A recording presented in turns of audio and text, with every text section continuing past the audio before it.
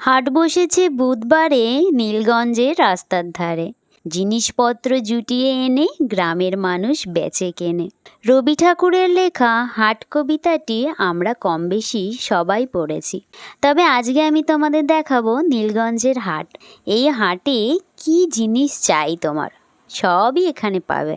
পাইকারি বা খুচরো শাকসবজি, এমনকি এখানে শুটকি মাছ থেকে শুরু করে মাটির কলসি, হাঁড়ি, জ্যান্ত মাছ, তেলাপিয়া, রুই, কাতলা, ইলিশ, আরও কত রকমের মাছ আছে।